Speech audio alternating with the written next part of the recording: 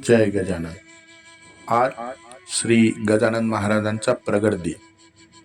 महाराज म्हणजे फक्त चमत्कार नव्हे, तर साधेपणा, संयम आणि अन्नाची कदर शिकवणारे संत.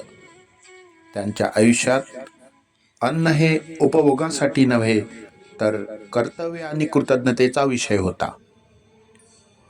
आज आपण आजूबाजूला पाहिलं तर एक विचित्र वास्तव्य आपल्याला दिसतं.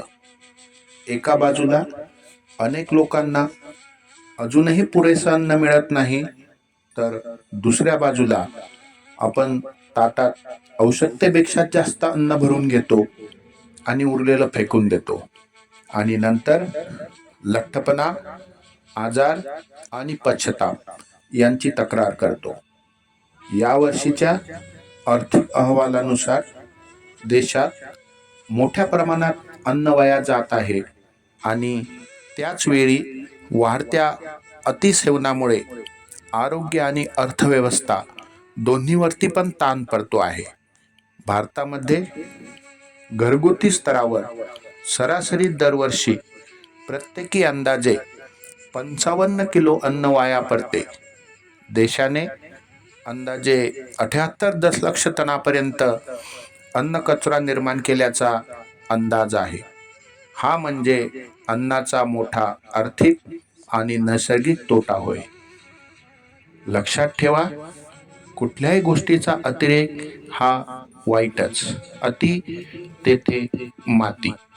आवश्यकतेपेक्षा जास्त खाल्लेला प्रत्येक घास ही चोरीच असते, कारण तो दुसऱ्याच्या तोंडचा असतो. अन्न ही केवळ भूक नव्हे, ते श्रम, पाणी, जमीन आणि असंख्य हातांचे कष्ट आहेत.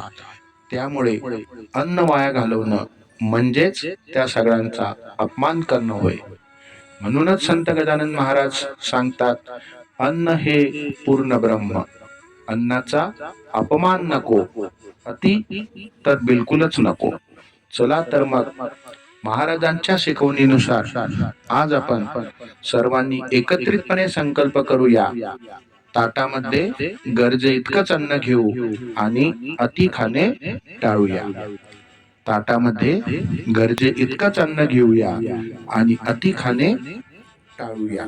हा छोटासा बदलच श्री गजानन महाराजांप्रती आपली खरी भक्ती ठरेल. कारण संयमात आरोग्य आहे, कदर करण्यात संस्कार आहे, आणि अन्नदानातच खरी भक्ती आहे. जय गजानन, श्री गजानन.